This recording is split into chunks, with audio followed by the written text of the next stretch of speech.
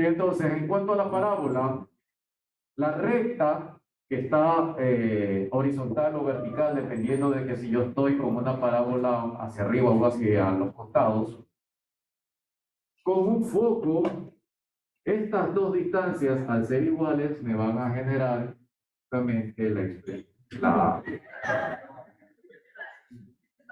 lugar geométrico de la parábola. Entonces, en el libro ustedes tienen la función parabólica, la ecuación parabólica trabajada a partir de estas dos distancias. Las dos distancias se las iguala, se saca la fórmula de distancia y de esa manera se encuentra lo que ustedes tienen allá abajo. Ahora bien, aquí hay un inconveniente que tienen que tener en cuenta. Cuando vimos función cuadrática, la vimos de esta manera, ¿verdad? De esa manera la función cuadrática la estiramos, la comprimimos, la desplazamos a la derecha, a la izquierda, arriba, abajo, la deformamos completamente para expresar o para generar otro tipo de ecuación. ¿Ok? Normalmente en función cuadrática yo aquí le meto un valor. ¿Para qué? Para deformarla, ¿no? Para mandarla hacia abajo con un signo negativo. ¿Ok? Pero ahora resulta que la expresión que está allá, a ver, se borra. Ahora resulta que la expresión que está allá, observen, yo no tengo al lado de las x al cuadrado el valorcito que acompaña a las variables, y no lo tengo de este lado. ¿Ok? ¿Sí se dan cuenta? El 4p, este 4p que es importante en la cónica de la parábola, debe de acompañar a la variable que no está elevado al cuadrado. Tengan en cuenta ese dato. ¿Por qué? Porque normalmente uno está acostumbrado a ver eso. Pero cuando hablamos de cónica, tengo que verlo así. Como el estudiante se acuerda de esto, me cambia la idea y piensa que el 4p está acá de este lado. Y eso está mal. Entonces, en cónicas, el 4p que acompaña a la expresión parabólica, está al lado de la variable que no está elevado al cuadrado. Ya sea esta la y, o ya sea esta la x. Entonces, cuidadito. De tal manera que si, por ejemplo, yo tuviese esto, 2, ¿cuánto vale p? Bueno, a ver, veamos. Mando este 2 acá. Un medio de y igual a x al cuadrado. Un medio, ¿qué es lo que debe de valer? Estamos en lleno. 4p. Entonces tendría 4p igual a medio.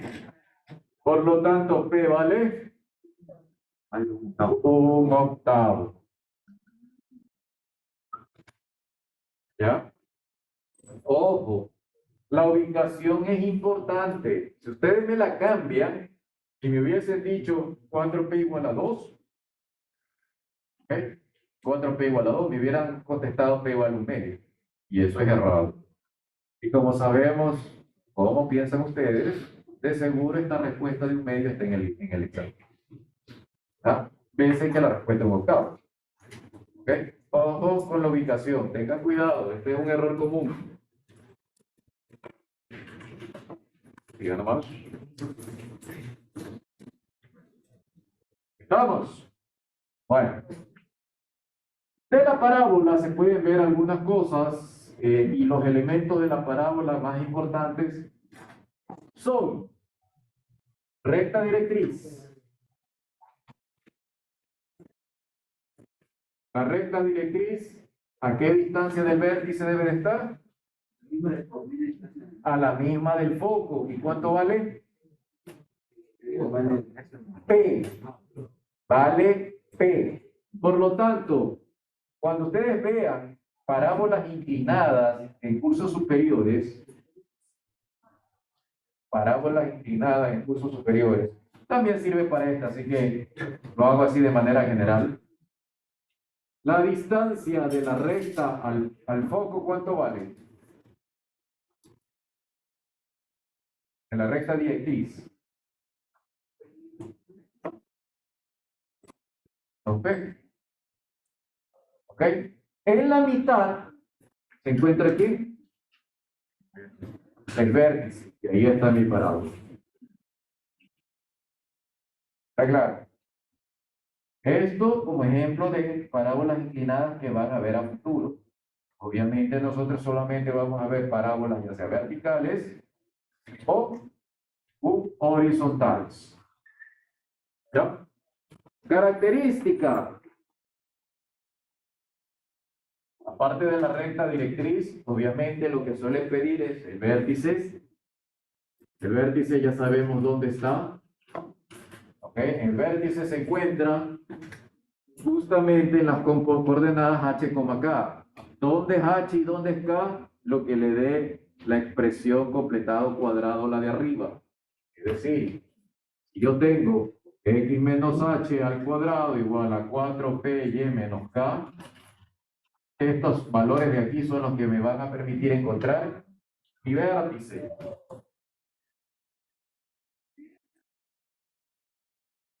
¿Qué más? Foco. El foco se encuentra hacia arriba o hacia abajo del vértice, dependiendo hacia dónde se abra la parábola. Así que no les puedo poner aquí una fórmula específica, o sí. Bueno, depende del valor de, primero del vértice, h, k. Segundo, si se abre hacia arriba la parábola, el foco está arriba del vértice. Si se abre hacia abajo, el foco se encuentra abajo del vértice. En definitiva, el foco siempre está en la parte interna de la parábola, es decir, del lado cóncavo o convexo.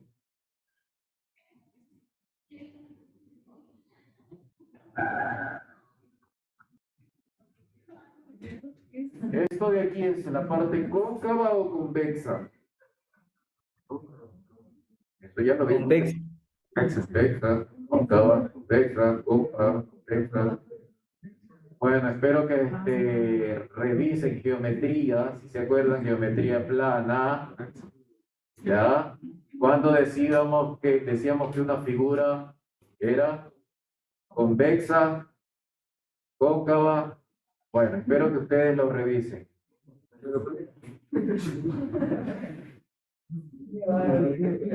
Se supone que toda esa teoría ya la vieron ustedes. Esto le estamos haciendo un repaso. Y esto no forma parte de la teoría de parasecónicas. Y entonces, el foco siempre está en la parte interior. Por lo tanto, si se abre hacia arriba estaría allí, si se abre hacia abajo estaría así, si se abre a la derecha estaría por acá, si se abre a la izquierda estaría por acá. ¿Ya? Entonces, debido a que yo puedo tener los focos, dependiendo de hacia dónde se abre la parábola, el que me va a decir, mejor dicho, con el que voy a trabajar es con el vértice. Y dependiendo hacia dónde se abra, yo le resto, le subo hacia la derecha o hacia la izquierda, hacia arriba o hacia abajo del vértice. ¿Cuántas unidades? P, P, P, P unidades. ¿Ya? ¿Está claro? Entonces con eso puedo encontrar el foco.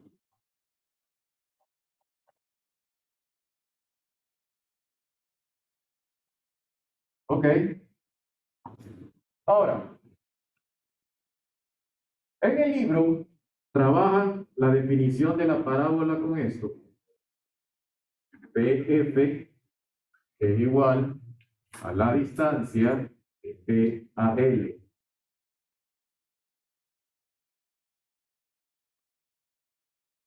Distancia de un punto del plano cartesiano a un foco es igual a la distancia del punto de ese punto del plano cartesiano a una recta directriz. Esta es la definición de parábola. Sin embargo, en cónicas, si bien es cierto, esta es la definición de parábola, hay una definición general y es la que se suele trabajar a veces en problemas. Ya vamos a ver un problema de eso que está en la tutoría. Y es el siguiente. Distancia del mismo punto al foco, a un foco cualquiera, un punto F, es igual a K veces distancia del mismo punto a una recta directriz. O sea, de la expresión de arriba, lo único que le he agregado es K.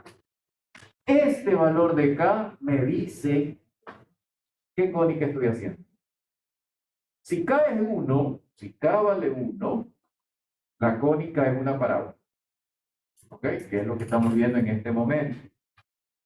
Si K está entre 0, vamos a ponerlo aquí, si K igual a 1 es parábola. Si K está entre 0 y 1, si K está entre 0 y 1, ¿vale? Elipse. Y si K es mayor que 1, hipérbola. ¿Ya? ¿Necesito decir que el valor de K debe ser positivo? No, porque no es posible que me den distancias negativas. O sea, en esta fórmula de acá arriba, las distancias son positivas, por lo tanto el valor de K es obligación que sea positivo.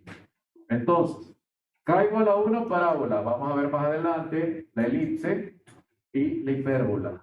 En la elipse y en la hipérbola hay otra forma de construirla. La parábola se construye con esta definición. Pero en elipse y en hipérbola hay otra definición que es la que se aplica más en el libro que esta que está aquí. Pero deben de tenerla en cuenta porque hay problemas con eso. Existen ejercicios en los cuales me dicen esto con un valor de K específico. Entonces yo ya debo de saber a qué es lo que me va a salir en el ejercicio. ¿Okay? Bien, eso en cuanto a las características. Me faltaba una más, que era el lado recto. El lado recto de una parábola es básicamente esto. ¿Ya? Aquel segmento de recta paralelo a la recta directriz está por acá abajo, ¿ok? Que mide 4P. Es decir, 2P a la izquierda, 2P a la derecha del foco. Y está justamente sobre el foco. ¿Por qué necesito saber este dato? Porque hay ejercicios que tratan sobre esta recta, este lado recto. Lado recto. ¿Por qué le llamaron así? ¿Quién sabe? Aparte de que es recto, no sé, segmento, qué sé yo, le hubieran puesto otro nombre. Bien. Existe otra característica de las parábolas que es utilizada, que no está en el libro. Es una característica que no está en el libro, pero ustedes la van a ver quizás a futuro, dependiendo de la carrera que sigan. Y es lo siguiente. Vamos a borrar aquí un poco.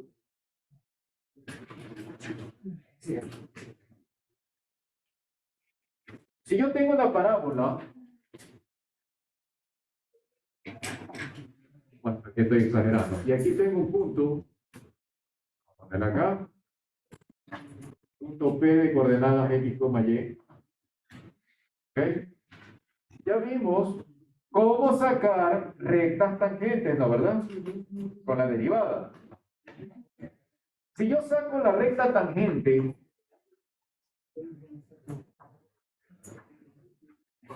a ese punto, en ese punto de la parábola, resulta que sucede algo interesante. El segmento de recta del foco al punto, ¿ok? El segmento de recta del foco al punto y la perpendicular a la recta directriz me va a generar el mismo ángulo. Esta característica de la parábola me permite a mí, o mejor dicho, le ha permitido a los seres humanos construir muchos artilugios que dependen de su tecnología actual de esta característica. Ejemplo. El ejemplo no salió. Tenemos ahí 4 casos. El primero de la izquierda, no sé si lo han visto antes. El primero de la izquierda, la parte superior izquierda, es el radiotelescopio de Arecibo. Lamentablemente se destruyó en el 2020, me parece. Esa cosa que está ahí arriba colgada se vino abajo. ¿Ya? Y estamos hablando de algunas toneladas. Se vino abajo. El tiempo. Estaba soportado por cables, me parece que eran más de 20 cables. En el 2019, 2020 se rompió uno de ellos. Y obviamente parece ser que no pudieron, mejor dicho, no hubo el uso para cambiar los cables que sustentaban el resto, la estructura, y bueno, con el tiempo todo se viene abajo. Entonces, ¿qué es lo que hace eso de ahí? Básicamente es una parábola en el piso. Creo que son 500 metros, no recuerdo ahorita el diámetro de esa parábola. El foco está en la parte superior. ¿Ya? Entonces, la idea es que al ser bastante grande, todas las emisiones de radio del espectro radioeléctrico que vienen del espacio exterior, ¿ok? Al llegar a esta parábola, ¿qué es lo que hacen?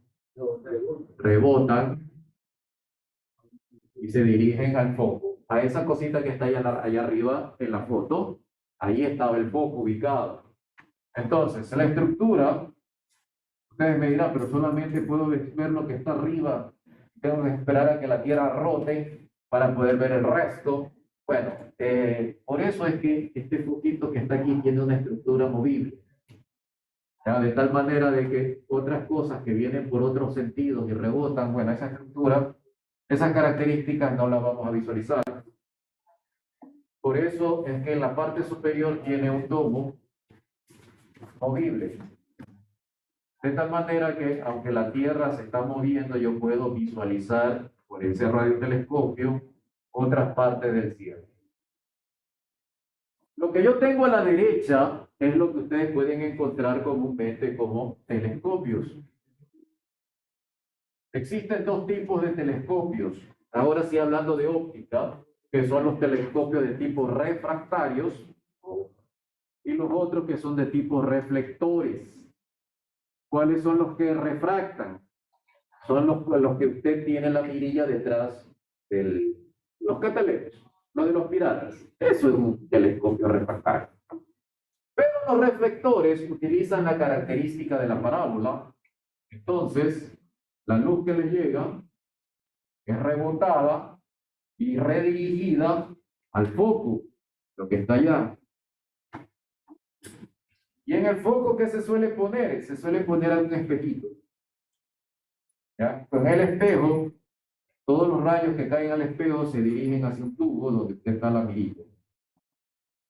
Por ahí usted ve. ¿Ve? Lamentablemente, estos son para telescopios relativamente pequeños, telescopios de 13 centímetros, 25 centímetros, hasta 30 centímetros quizás, 50. Estamos hablando de un telescopio largo. El problema está que a medida que hago el telescopio más grande, como que poner una mirilla allí es bastante complicado. Entonces tenemos, por ejemplo, telescopios inmensos de 13 metros, de 14, de 100. Bueno, tenemos los ejemplos, el telescopio James Webb, y saben el último, ¿no? El que reemplaza al Hubble, el James Webb. El James Webb, si ustedes observan en la parte dorada, justamente son espejos que están en la parte parabólica del sistema. Estos espejos redirigen los rayos de la luz visible y no visible en esos espejos dorados que están allí y los reenvían a un foco. El foco es la parte, casi no se ve Ustedes los virtuales lo ven mejor. Aquí adelante tiene un poquito el sensor, ¿ok?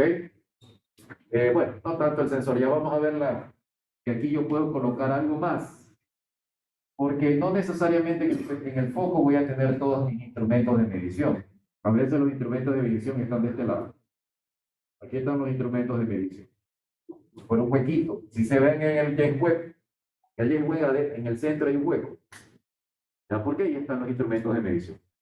En la parte de la derecha, ustedes observan ahí un espejo que parece plano. En realidad no es plano. Ese espejo que está allí es un espejo parabólico. El espejo parabólico tendrá que, por el tamaño del señor que está ahí al lado, tendrá unos 5 metros, siquiera.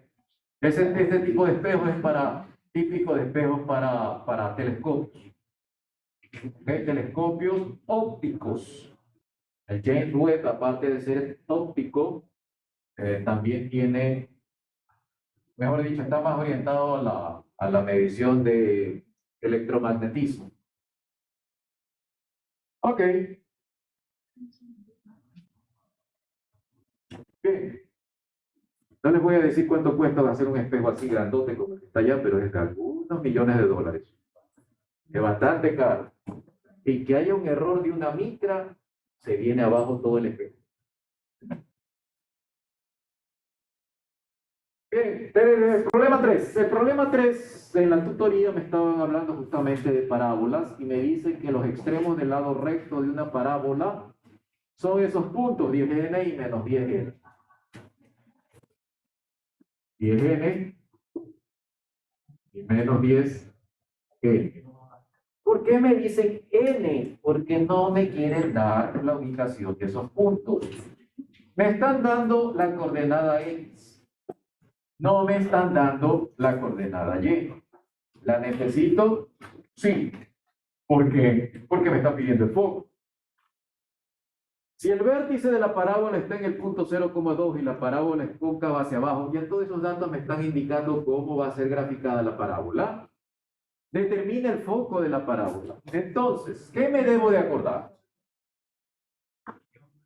Vértice, foco, no lo sé, no sé dónde están, pero me dan este dato, 0,2. Entonces en X vale 0. Eso significa que el vértice se encuentra sobre el eje Y. ¿Ya? Y 0,2 significa que este vértice está a 2 unidades del eje de las X. O sea que el eje de las X viene por acá. Hasta ahí. Sin habérmelo dicho, yo he graficado, bosquejado mi parábola. Además de eso, me dice que estos dos puntos forman parte del lado recto. Los extremos del lado recto. Pero yo sé que si yo coloco aquí un lado recto, la distancia, ¿cuánto vale? 4p. 4p, 2p. Esto es en elipse. 4p. ¿Está claro? Ya. ¿Y sé la distancia? Claro. Porque aquí, ¿cuánto mide? Menos 10. Aquí, la coordenada X vale menos 10 y esta coordenada de este punto. No se viene, no tengo idea. Pero la coordenada de acá también la conozco. 10. Entonces, desde aquí hasta acá, ¿cuánto vale? 20. Reemplazo de 20 igual a 4p, que es lo que está allí. Y me da que p igual a 5. Con ese dato resto desde aquí 5 unidades hacia abajo para que me obtener aquí al foco F. Por eso es que el foco me da en 0, menos 3. Menos 3. ¿Ya? Relativamente es un ejercicio rápido. Si se dan cuenta, solamente son 2 líneas. Bueno, 3. 2. Lo que está abajo es, bueno, ya tengo eso, ya tengo. Lo único que me están preguntando son por las coordenadas del foco. Lo que está abajo sería la ecuación de la parábola si es que me llegasen a preguntar. No me lo están preguntando, pero lo estamos haciendo para practicar. Miren que la coordenada del vértice h vale 0, por eso es x menos 0. ¿Ok? Al cuadrado menos 20. ¿Por qué menos? Porque se abre hacia abajo. ¿Ok? Menos 20, paréntesis y menos 2. Menos 2 por la coordenada 2 de acá. ¿Está claro? Despejando todo eso me da esa ecuación, pero esa no forma parte de la pregunta, es simplemente de práctica. La pregunta solamente es el foco. Elipse. Bueno, la elipse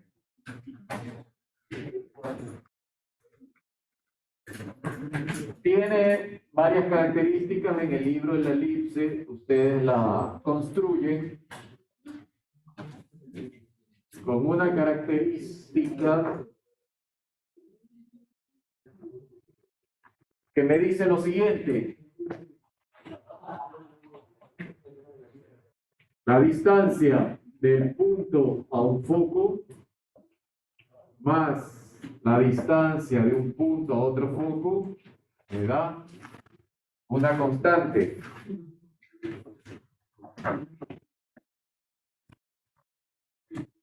Dos a.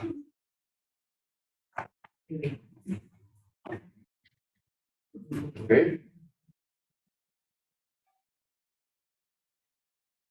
Entonces, cuando yo tengo esto, el libro a partir de las fórmulas de distancia, igualado a 2a, me calcula y me llega la expresión de la elipse que ustedes observan en la línea número 2.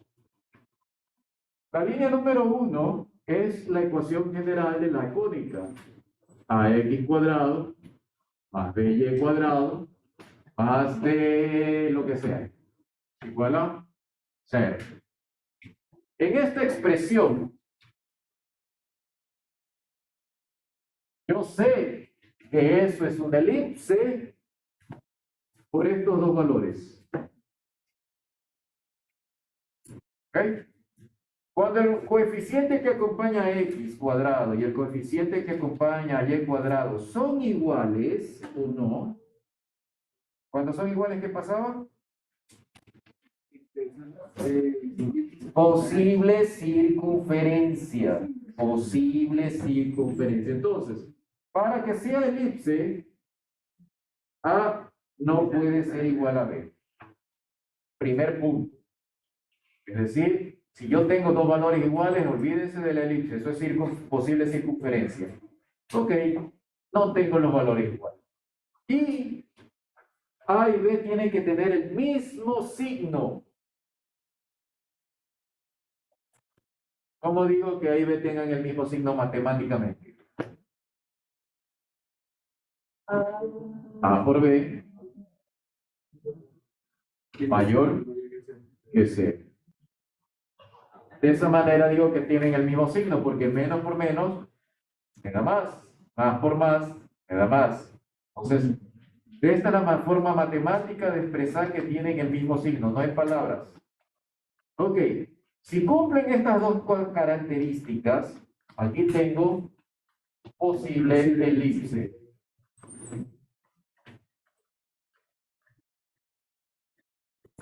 ¿Está claro? Posible elipse. ¿Por qué digo posible? Porque al igual que la circunferencia, ¿no? En la circunferencia tenía que completar cuadrada. ¿Y qué que tenía que quedar en el lado derecho de la circunferencia? Un valor positivo, porque era igual a r cuadrado. En el caso de la elipse es lo mismo. Si yo completo cuadrado, para transformar esta expresión que es la forma general de la cónica, me va a quedar algo así. X menos h al cuadrado más y menos k al cuadrado es igual a algo. Ya una vez que ya he completado cuadrado, me queda algo, todavía no me queda igual a 1, ¿no? Esto que está aquí tiene que ser obligatoriamente positivo. Positivo. ¿Ya? ¿Por qué tiene que ser positivo? Para que eso me dé una elipse, lo mismo que circunferencia. Ah, por cierto, acá tengo algo que acompaña, vamos a llamarle ¿Qué letra? Sí. Ah, sí. ¿Ya? Porque si son iguales es una circunferencia. ¿Ok? Entonces, si esto es positivo, entonces yo tengo una elipse. ¿Por qué? Bueno, mando esto a dividir, va a dividir, y al dividir, aquí sí me queda el valor de 1. Si de este lado me hubiese quedado negativo, al mandar a dividir me hubiese quedado -1. Entonces ahí ya no tendría una elipse, tendría una elipse imaginaria. Ojo con esos datitos de ahí. Entonces, A y B diferentes. A y B mismo signo. Pero para saber si es elipse tengo que obligatoriamente completar cuadrado y del lado derecho me debe dar un valor positivo. Ok, una vez que me da un valor positivo y yo mando ese valor positivo a dividir para que me quede un 1, en la parte inferior me va a quedar un quebrado, me va a quedar un denominador. Vamos a llamarle M y P. ¿Cómo yo sé cómo es la elipse en base a estos denominadores? Busco cuál es mayor. ¿Ya? Busco cuál es el mayor. Si el mayor está aquí, el mayor de los números está debajo de las X, entonces la elipse es horizontal. ¿Ya? Si el valor el mayor está acá, debajo de las Y, entonces la elipse es vertical. Esto debe de quedar claro. El valor del denominador me va a decir cómo está la elipse, horizontal o vertical. ¿Por qué? Porque el valor mayor me va a dar justamente A. A sería el mayor denominador al cuadrado. ¿Okay? Por lo tanto, el valor que no es mayor va a ser B. El B cuadrado será el otro. En un ejercicio, cuando yo veo aquí un valor mayor, yo ya sé cuánto vale A, simplemente sacándole la raíz cuadrada. Ahí ya tengo el valor de A. El valor menor, le saco la raíz cuadrada y tendría el valor de B. Y aquí viene un datito interesante. ¿Quién es más grande? ¿Quién es más pequeño? Obviamente A es más grande.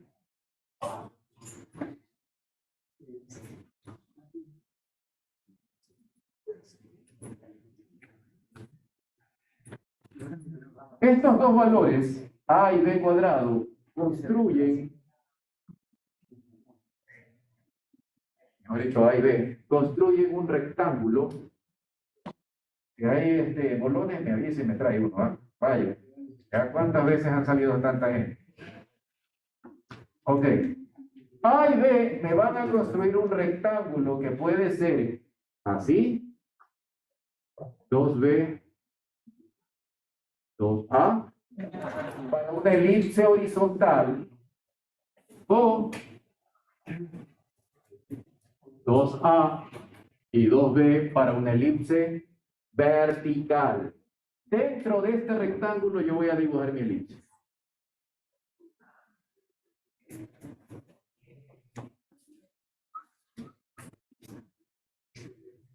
¿Está claro? Significa que el semieje mayor de la elipse sería 2A, semieje menor sería 2B. Acá en cambio es al revés, ¿no? Porque la elipse es vertical. ¿Cuánto vale C? C es la distancia que va del foco al centro de la elipse. Esto es C. ¿Ya? ¿Está claro? Eso es C. Ah, ya. Si mando una vertical acá arriba, Esto es B. ¿También? ¿Pregunta o qué? Ah, ya. Entonces, este es C, ¿no? La distancia al foco. Esto es B, la distancia de la mitad del semieje menor. C y B me generan un triángulo rectángulo. ¿Ya? Este triángulo rectángulo, su hipotenusa es A. O sea, A no solamente va de aquí hasta acá, también es la hipotenusa. Por lo tanto, C cuadrado va a ser A cuadrado menos B cuadrado. ¿Ya? O lo que está en el libro es, yo encuentro B cuadrado es igual a A cuadrado menos C cuadrado, que es lo que está en el libro, que es lo mismo. ¿Ya? Ojo con esta fórmula, es elipse. ¿Por qué? Porque A es más grande. En la elipse, entre los tres valores, A es el más grande. Les digo esto porque en la hipérbola A no es el más grande, es C. Entonces aquí cambia un poquito esta estructura. ¿Ya? Adicionalmente, en la elipse, de todos los valores que yo veo allí, también tengo las llamadas rectas directrices. Y esto es la recta directriz, ya si se acuerdan lo que vimos del valor de K, ¿ya? De ahí salen esas rectas directrices que van a estar a la derecha o a la izquierda para una elipse horizontal o arriba y abajo para una elipse vertical. Están las fórmulas allí, hay que aprendérselas. Más fórmulas todavía. ¿Qué más? Bueno, pero solamente queda un día de fórmulas. El día miércoles no es de fórmulas, sino de visualización de esas fórmulas. Ok. Bien.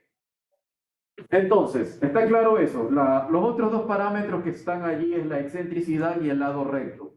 Mientras que en la parábola, el lado recto medía 4p. En la elipse, el lado recto mide eso que está ahí, 2b cuadrado sobre a. Por lo tanto, si a mí me dan de dato el lado recto y algo de uno de los parámetros A o C, yo puedo calcular P solamente con el lado recto, por esa fórmula. ¿Está claro? O sea, en el lado recto yo necesito que me den o A o B. Y si no me dan A o B y me dan C, también puedo encontrar el lado recto. ¿Sí está claro? Bueno, pero... Ok, excentricidad, C sobre A. Esa fórmula de excentricidad es común tanto para la hipérbola como para el elipse. Por si acaso, es la misma fórmula. ¿Qué significa la excentricidad? Si se dan cuenta, ¿quién es más grande en el elipse? A. Por lo tanto, al ser C sobre A, es mayor el denominador. Y al ser mayor el denominador, este número va a ser menor que 1. ¿Ya? Entonces, al ser menor que 1, la elipse va a tener excentricidades entre 0 y 1. ¿Okay? La excentricidad me va a decir cuán aplastada está la elipse. Esta sería una elipse cercana a 1. ¿Ya? Está muy aplastada. Y esta que parece una circunferencia sería una elipse cercana al 0.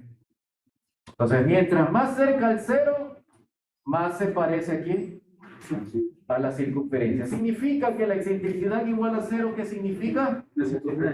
Una circunferencia. ¿Ya? Excentricidad igual a 1 significa una parábola. ¿Ya? La excentricidad igual a 1, cuando esto se aplasta, se va aplastando cada vez más, ¿okay? Hasta que estos valores se igualen, me va a dar como resultado una parábola, pero no sería una línea recta. Lo que pasa es que la parábola sería una elipse cuyo foco está en el infinito, cuyo otro foco ¿Me escuchan bien? Este es el foco de la parábola. Y la graficamos normalmente así, ¿no? ¿Verdad? Bueno, para su conocimiento, la parábola es una elipse cuyo foco, el otro, está en el infinito. ¿Ok? Como está en el infinito, nunca voy a poder llegar a él. Entonces, básicamente lo que yo tengo aquí es una elipse comprimida en el infinito. O sea, si yo me alejo y puedo ver el infinito allá y el foco acá, yo veré un segmento de recta. Está comprimida esta elipse. Como yo no puedo alejarme hasta llegar al infinito, obviamente no voy a ver esa elipse aplastada. Por si acaso. Bueno, y si pueden hacer algún día, me avisan cómo. Ok. Entonces, sí está claro esto de las excentricidades, ¿no? Bien. Dato importante, por si acaso.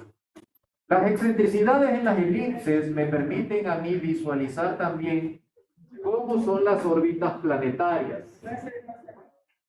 Las órbitas planetarias de cometas, satélites, lunas, asteroides, lo que sea, tiene una excentricidad.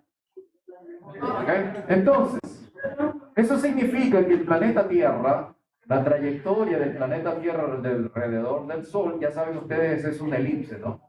Es una trayectoria elíptica. Pero ¿se han preguntado ustedes cuál es su excentricidad? La excentricidad de la Tierra, bueno, no de la Tierra, la trayectoria, es aproximadamente igual a 0.016. ¿Ah? No, excentricidad 7. O sea, 1.7. Era 1.17. Bueno, es que es 1.67 si usted le da la...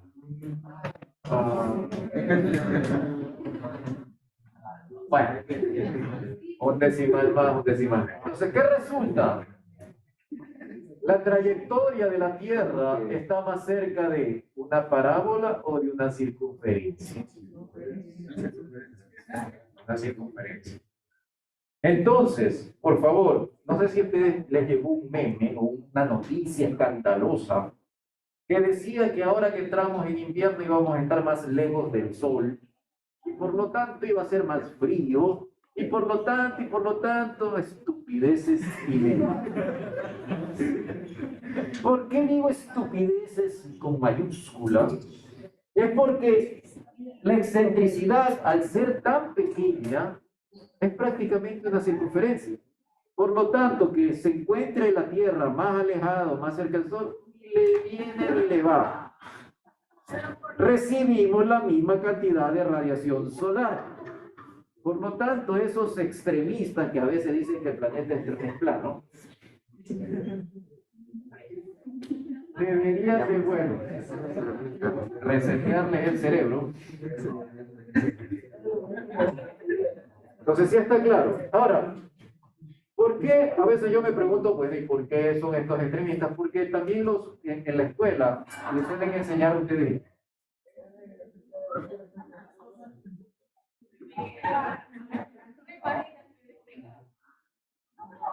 Cuando les hablan del Sol y la Tierra, les pueden una elipse bastante exagerada.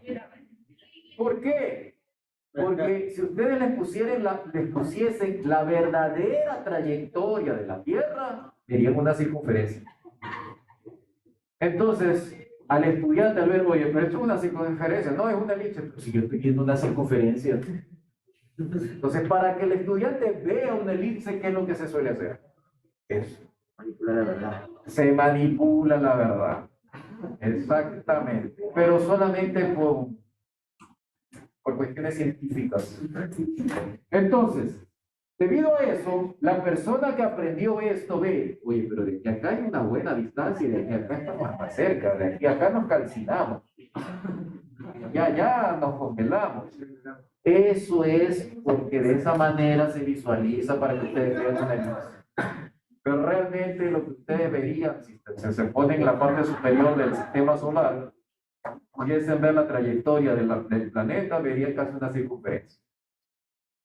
Entonces no reenvíen estas noticias tontas que salen por el WhatsApp, y la remandan y le reenvían, y que tenemos que tener cuidado, que ahora nos vamos a congelar, etc. No envíen, ya saben.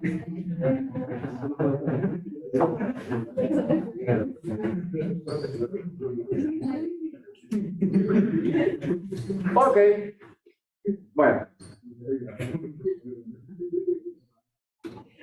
En la elipse, entonces, aparte de todas esas cuestiones de allí, también existe algo como en la parábola. Esta parte no está tampoco en el libro, así que no necesita solamente como conocimiento general. Si yo tengo un foco 1 y un foco 2 que me construye la elipse, y yo sé que la distancia de esos dos focos me da una constante, eso es lo que está en el libro y en base a esto se construye la elipse. Resulta que si yo coloco una tangente a este punto, ¿ya? El segmento de recta de las distancias con esa tangente va a generar el mismo ángulo.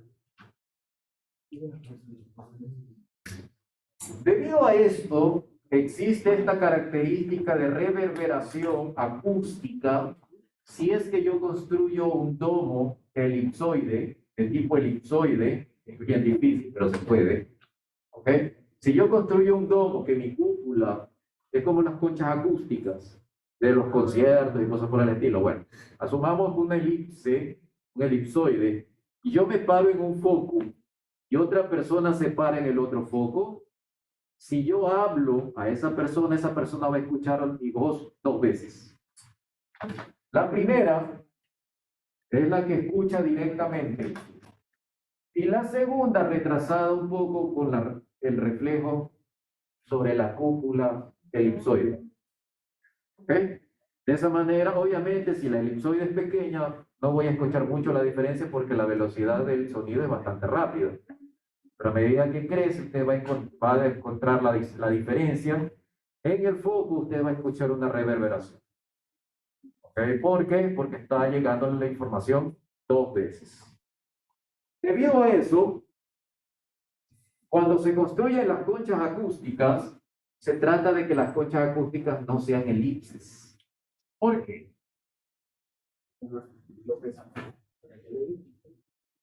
Esta sería una parte de una concha acústica no sé si las han visto. ¿Qué pasa si fuese elipse la concha acústica, este segmento cuarto de concha o de elipse? Aquí está el cantante, la banda, tocando, bla, bla, bla, bla, bla. ¿Y qué pasa si en el foco de acá se pone un pobre cristiano a escuchar el concierto?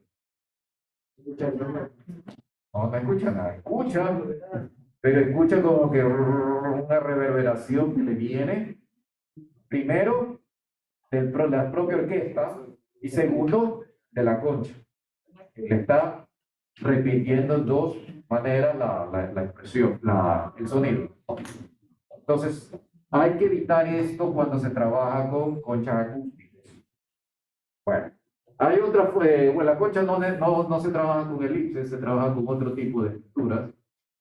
Que no vienen al caso porque no es ingeniería civil esto ni arquitectura. ¿Ok? ¿Está claro? Vamos a ver ese ejercicio, tema 4 de la tutoría. Está resuelto, así que el de ser posible ya no lo tomen en cuenta, si es posible. Determine los elementos de la cónica cuya ecuación es la que está allí. Entonces, lo primero que debo de revisar en la cónica, los dos valores de A y B, que sean diferentes y que tengan el mismo signo. Cumplen 16, 25, ambos con signo positivo. Lo segundo es completar cuadrado. Para completar cuadrado, les sugiero que despejen el 16x cuadrado, lo dejen solamente con x cuadrado, es decir, el 16 lo factoricen. Porque la idea es completar cuadrado sin ese elemento que acompaña a la x. Hago completación de cuadrado, algo que ya vimos para funciones de variable real. ¿Ok? Completo cuadrado y observo que me da la expresión que está en rojo. Esa expresión que está en rojo me indica que la elipse es horizontal o vertical. Horizontal. Horizontal porque el 25, que es más grande, está debajo de las X. Por lo tanto, es horizontal. La elipse vendría a ser el semieje mayor, es horizontal. Y con eso yo encuentro A, B y C. Con A y B y C yo tengo todos los datos que me está pidiendo porque me piden todos los elementos de la cónica. Centro, focos, vértices, lados rectos, directrices y excentricidades. ¿Cómo sabe dónde va el 25 y el 16? O sea, ¿en qué lado? Porque cuando hice esto, 16x menos 2 al cubo más 25 y menos 2 al cubo, al cuadrado, ¿no? Al cuadrado es igual, ¿qué me quedo del otro lado? 400. 400. Entonces, al bajar este como denominador, me va a simplificar este 16 y este 25 y me va a generar acá abajo. El 25 pasaría acá y el 16 pasaría acá. ¿Ya? Es por eso, en el momento en que yo bajo esto a dividir, no a restar, a dividir para que me quede un 1 de este lado, ¿okay? Ahí normalmente se suele simplificar estos valores. Profe, una pregunta. Dígame. ¿Completar cuadrados es la única forma para llegar a la estructura de la cónica, en este caso, pues, de la elipse, o existe alguna otra forma? Es la manera más segura. Es la manera más segura completar cuadrado, porque cuando se trata de utilizar otras maneras, directamente, por ejemplo, sin el 16, el estudiante suele equivocarse. Entonces, le solemos decir, o evítense cualquier otro método, traten de hacerlo por completar cuadrado porque es el proceso más seguro. ¿Ya?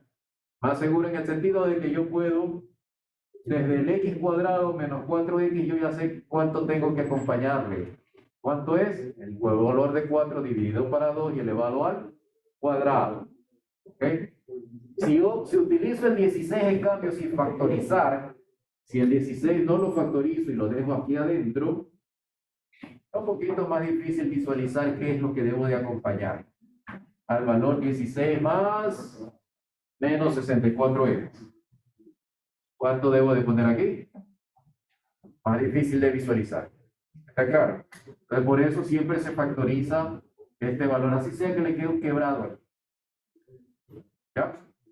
Ay, por cierto, eviten decimales en sus ejercicios. Por eso es que no se requiere calculadora en matemáticas. ¿Ok? Entonces, por si acaso, en este taller espero no ver ningún decimal, como vi en el taller pasado.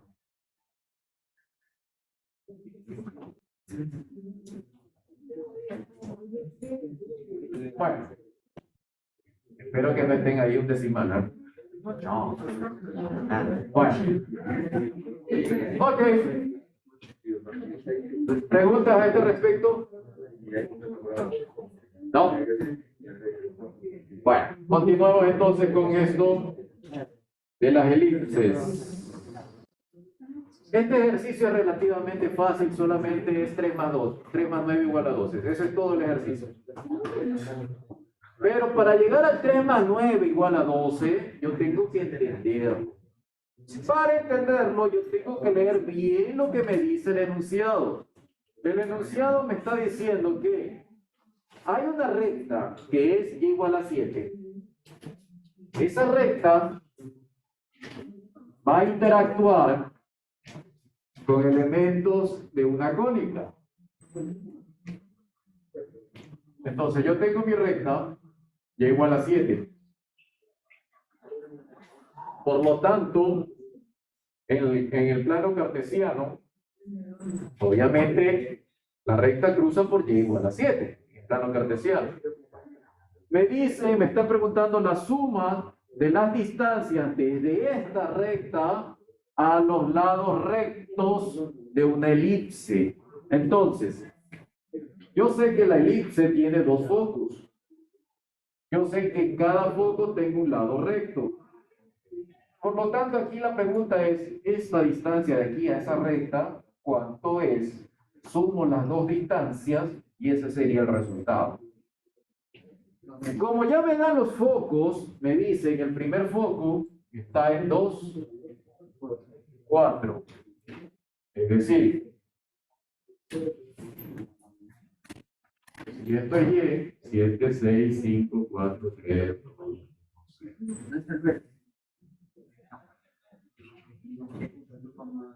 Entonces aquí en 2, 4,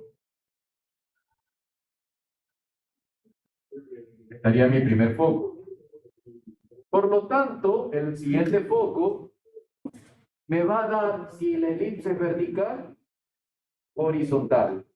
Como el otro foco es 2 menos 2, acá, entonces yo sé que la elipse es vertical. ¿La tengo que graficar? No. Como la elipse es vertical, los lados rectos, ¿cómo van a ser? ¿Horizontales o verticales? Aquí están, horizontales. ¿Ok? ¿Cuál es la distancia? No lo sé.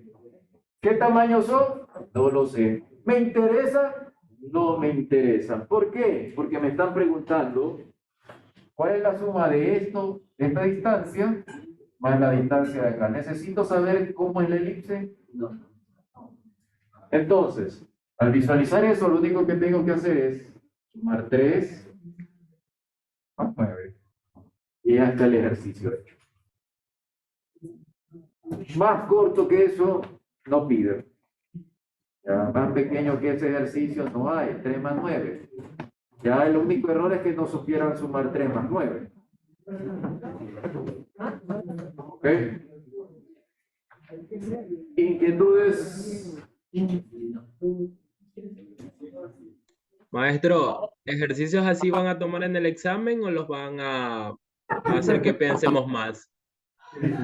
A ver, sé sincero. Para serles sincero, nosotros tomamos ejercicios así. Y para serles sincero, ustedes piensan que los ejercicios siempre son complicados.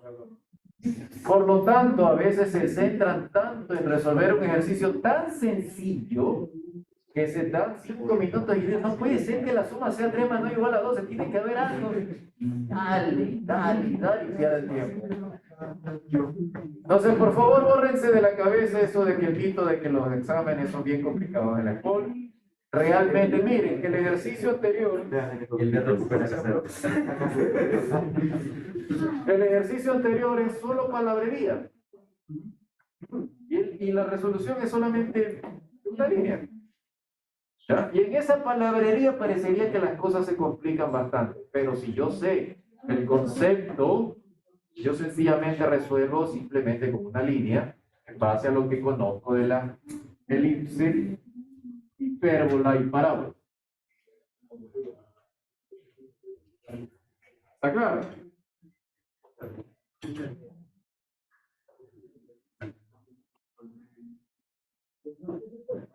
Bueno.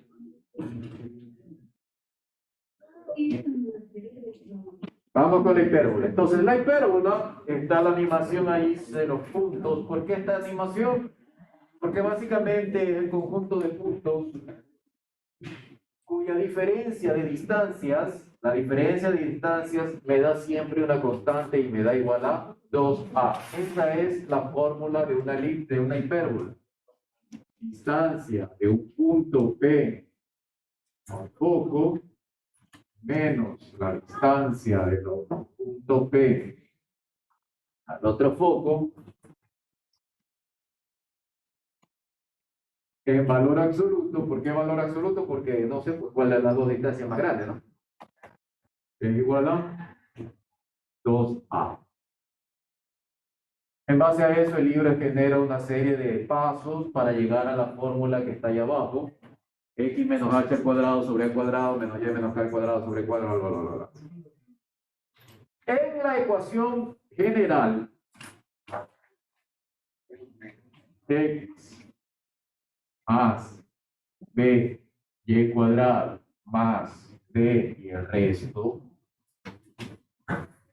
¿Cómo yo sé que esto es una hipérbola? Cuando este valor y este valor tienen signos cambiados. Es decir, A por B menor que C. Esto es matemáticamente hablando, pero yo visualmente veo, tiene signos cambiados, hipérbola. A ver, pero en elipse, circunferencia, me decían de que posible circunferencia, posible elipse, porque del lado de acá, después de la igualdad, me va a quedar un negativo, entonces no es. ¿Qué pasa en hipérbola? ¿Sucede lo mismo? No, porque si del lado derecho, al completar cuadrado, me cae signo negativo, ese negativo lo paso al otro lado izquierdo, y se me altera sencillamente quién va con positivo y quién va con negativo, pero igual sigue siendo una hipérbola. Aquí no hay más que esta restricción. A diferencia de la elipse y la circunferencia, esta es la única restricción para visualizar que hay una hipérbola. Y aquí no es posible, aquí es hipérbola. ¿Ya? Aquí no es posible, es. El resto de expresiones son iguales. Tenemos aquí, vean, es lo que les decía del C. En este caso el valor de C es mayor. En elipse y en hipérbola. En elipse es A cuadrado menos C cuadrado igual a B cuadrado. En hipérbola es C cuadrado menos A cuadrado igual a B cuadrado. Si usted se olvida de esa diferencia, está jodido. ¿Cómo me puedo acordar? Vean cuál es más grande. El que es más grande debe de estar en el lado de acá. En la elipse, el más grande es A. Siempre es A, el que me da el extremo de los vértices. Por lo tanto, A cuadrado menos C cuadrado. En hipérbola, el valor de A en cambio está dentro. Recuerden que en hipérbola, así, los focos están acá. Por lo tanto, esta distancia es más pequeña que la distancia entre los focos. Por lo tanto, el 2A es más pequeño que el 2C. Entonces el más grande es C. Entonces es C cuadrado menos A cuadrado igual a B cuadrado. No me los cambien. Ese es un error típico de estudiantes, que me los cambian y encuentran otros valores. Como nosotros sabemos que les encanta a ustedes cambiar, son rebeldes sin causa.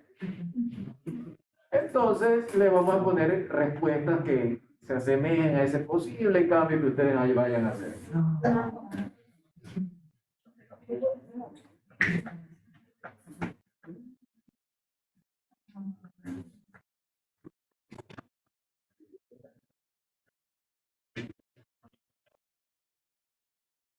Aparte de estas dos expresiones que son distintas, el resto se parecen a la elipse. Vean la ecuación de las rectas directrices. H, x igual a h menos a cuadrado sobre c cuadrado, si la hipérbola es horizontal. En la elipse es lo mismo. En cuanto a la excentricidad, no está escrita ahí, es la misma. En cuanto al lado recto no lo escribí. El lado recto también es el mismo, es la misma fórmula. Si usted se estudia para la una, se estudia para la otra. C sobre A, igual. El lado recto, 2b cuadrado sobre A. ¿Ya? O sea, estas de aquí no cambian tanto para el elipse como para la hipérbola. Por lo tanto, solo se estudian una vez esa. Y las ecuaciones de las asíntotas tenemos allí. Asíntota y menos k igual a eso, etcétera, etcétera. Realmente existen esas fórmulas, son para la hipérbola que se abre horizontalmente. Si se abre verticalmente, eso cambia, y eso está en el libro, recuerden, es al revés, ya no es b sobre a, sino a sobre b. ¿Ah? Ojo con eso, porque me suelen también cambiar los datos del problema. Si yo tengo la expresión general que está arriba, y completo cuadrado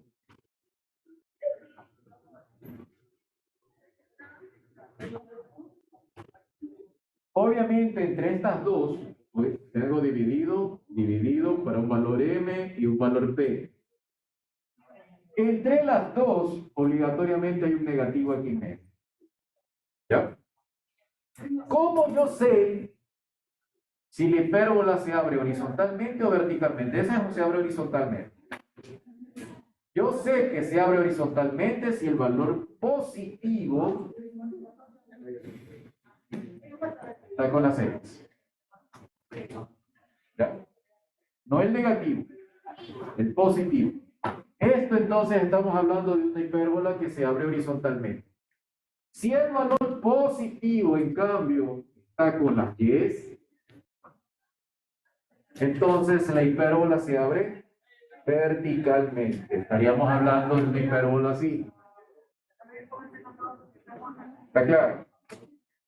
¿Dónde está el positivo? Es ahí lo que me dice si se abre hacia arriba o hacia abajo. No este valor de acá abajo, como me decía la elipse, por si acaso. Porque puede ser que imagínense, este valor de abajo sea 16 aquí y 25 acá. ¿Quién es más grande? 25, pero esto no me indica si la elipse se abre hacia arriba o hacia abajo. Estos valores no me dan esa información, me la da quien tiene el positivo. Entonces, si este, por ejemplo, es Y positivo, estoy en esta elipse. Puede ser que el 25 está debajo de las X. ¿Sí está claro? Entonces, ojo con eso, no me vayan a confundir. Elipse, veo el mayor. En hipérbola, veo quién es el positivo. Y de esa manera, tengo un grafiquito aquí que me sirve para encontrar otro efecto físico de las hipérbolas que me ayudan en la tecnología del ser humano.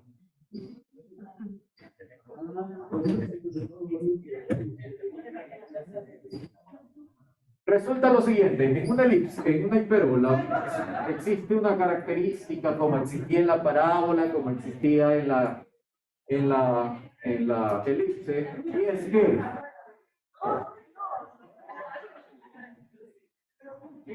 cualquier segmento de recta, rayo, cósmico, luz, lo que ustedes quieran, se dirige a uno de los focos, ¿ya? Se dirige a uno de los focos. Entonces, al golpear sobre la elipse, va a rebotar hacia el otro foco. Esto sucede porque en este punto de contacto, al generar una recta tangente, el mismo ángulo tengo en ambos lados. Debido a eso, se construyen dispositivos que me permitan crear artefactos más pequeños y más compactos cuando se trata de cosas grandes. Por ejemplo, tengo un telescopio. En el telescopio ya vimos que para un telescopio yo necesitaba un espejo cóncavo, mejor un espejo parabólico, un paraboloide. Ese espejo va a mandar los rayos de luz a un foco. Y yo les había indicado de que el espejo, al mandar los rayos al foco, aquí suele poner otro espejito plano para desviar estos hacia una mirilla. Creo que eso estaba en el gráfico. ¿Ok? Pero cuando este espejo es demasiado grande para un teleobjetivo bastante grande, estamos hablando de un telescopio grande como el del Monte Palomar en los Estados Unidos, no recuerdo cuál es el diámetro, esto resulta tonto. ¿Por qué? Porque el observador, el astrónomo tendría que pararse allá arriba, viendo la pequeña mirilla que está allá arriba. ¿Ok? Entonces, ¿qué se hace? En lugar de poner aquí un espejo, por esta característica, se construye aquí un espejo hiperboloide. ¿Ya? Se genera un espejo hiperboloide, obviamente está exagerado ahí, no es que una cosa así, ¿no? Más o menos, pobrecito. De tal manera que el objetivo es que el otro foco de este hiperboloide, cuyo foco comparte en común con este paraboloide, el foco de la parábola está aquí. Y con este foco yo construyo una hipérbola aquí, cuyo foco, segundo foco del hipérbola está acá. Y aquí le creo un hueco. Le hago un hueco. Entonces, toda la luz que se llega a la parábola se estrella en el hiperboloide y rebota, y acá yo voy a tener mi objetivo. ¿Ya? De tal manera que para espejos grandes, lo único que se hace, que hace el astrónomo es ponerse debajo del espejo grandote, en lugar de estar trepado allá arriba. ¿Ya? Esto es lo que utiliza el James Webb. Si no recuerdan, en el James Webb hay una cuestión allá al frente del James Webb. Lo que está allá al frente no son los dispositivos en sí, sino hay un reflector hiperbólico que me permite colocar los instrumentos acá atrás. ¿Ya? Bueno, eso es lo que está en la animación que está allí. Justamente rebotan en un hiperboloide, llegan al objetivo y lo mismo se puede hacer en sentido contrario. El ejercicio número 7, tenemos que determinar la ecuación de la hipérbola cuyo lado recto es ese y sus vértices coinciden con los vértices de la elipse. ¿Qué significa que coinciden los vértices? Bueno, básicamente que si yo tengo la elipse así, este vértice con este vértice serán parte de ¿quiénes? El hipérbola.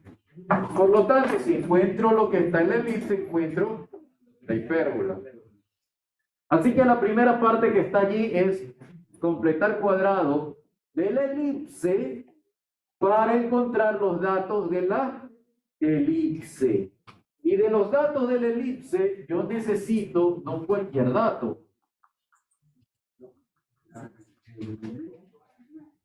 Únicamente necesito este valor de A. ¿Por qué? Porque es el único valor que coincide con la hipérbola. ¿Okay? Es lo que me está diciendo el problema. La hipérbola y la elipse tienen los mismos vértices. Por lo tanto, comparten el mismo valor de A. Por lo tanto, el A igual a 4, por eso está sombreado, está en negrilla, es el que me interesa. Con ese valor, yo me voy a las ecuaciones de la hipérbola y digo, el lado recto es A2b cuadrado sobre A, reemplazo los valores, encuentro el valor de B, oh sorpresa, es el mismo de la elipse, pero pudo no haber sido. Entonces, cuidado. ¿Qué observan de diferencia entre la una y la otra? No, los valores de H y K son los mismos. No. El signo. El signo. ¿Por qué? Observen, al ser la elipse y la hipérbola coincidentes en el vértice, también coinciden con ¿quién? Con su centro. Su centro es el mismo. Por lo tanto, si yo ya saqué el centro en la elipse, es el mismo centro en la hipérbola. No me lo dice el problema, pero en base a la característica, yo sé que esto es verdad. Por lo tanto, la única diferencia entre los dos es el signo que comparten dentro de la ecuación. ¿Ya? Para terminar, y con esto sí terminamos porque parece ser que están más con ganas de salir. Entonces nos vamos a quedar una hora más. No.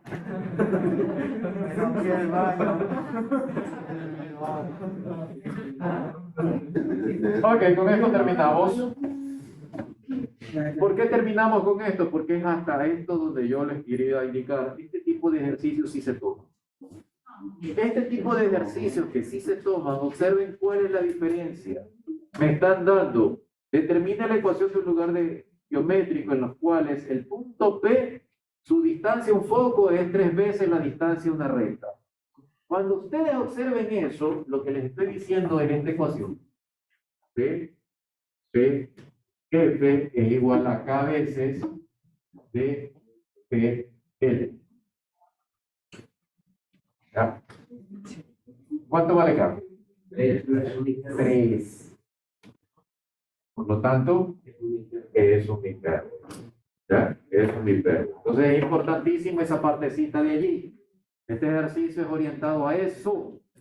Entonces, si me dijera, por ejemplo, la distancia es la mitad, entonces es un medio, por lo tanto ya no sería hipérbola, sino sería elipse, y así sucesivamente. Entonces, con las ecuaciones de la elipse, pero con las ecuaciones de distancia, tendría a la izquierda y a la derecha raíz cuadrada, que puedo eliminar, y me queda la ecuación de la hipérbola expresada así, en forma canónica. ¡Oh! ¿La hipérbola la puedo dejar expresada así? Sí. El problema me está diciendo cómo debo de expresarla. No, así que la dejo ahí y pare de contar. ¿Ya? No tengo que completar cuadrado, tengo que hacer nada más que eso. Es como en el taller. En el taller ustedes les pedían ¿cómo se llama? El número complejo de z por z2 a la cuarta, dividido para z3. ¿Ese era el taller de ustedes? Sí. Ya. Sí. Podían dejarlo expresado como polar o rectangular. El problema no se lo indicaba, por lo tanto, háganlo como ustedes lo esperaban o como quieran. Igual la nota no va a variar si ustedes le ponen rectangular o polar. ¿Está claro? Bueno, como conclusiones, ya saben ¿qué quiere decir? Como conclusiones, recuerden, circunferencia, parábola, elipse, hipérbola, tienen sus truquitos. Tienen esas pequeñas cositas. Por ejemplo, en la parábola que el 4P tiene que estar al lado del que está el cuadrado. Que la elipse y la circunferencia, el completar cuadrado me debe dar positivo. Cosas así, tengan cuidado. Y esta ecuación es importantísima. Ojo con eso. El día de mañana entonces vamos a ver coordenadas polares. Léanse bien esto de coordenadas polares. ¿Por qué? Es bien engañoso, sumamente engañoso. Quizás es uno de los temas que uno lo ve tan fácil y más ceros generen los estudiantes. ¿Ok? Entonces léanse bien eso de coordenadas polares para el día de mañana.